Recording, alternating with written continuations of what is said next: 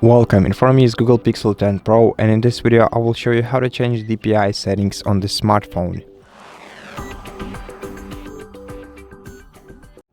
In order to do this, you're gonna have to enter settings, then go to display and brightness settings or display and touch settings, and search for the display size and text. And in this one menu you can both change the font size and display size by moving this slider to the right to increase it, to the left to decrease it.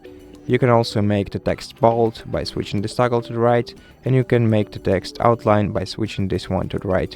Once you exit this menu, the changes will be applied, but if you want to reset them, click right here and then confirm by clicking reset, and this will reset to your display size. And that's how you change DPI settings on your smartphone. Thank you for watching this video. If you liked it, consider subscribing to our channel, leave us a like and a comment below, and I'll see you in the next one.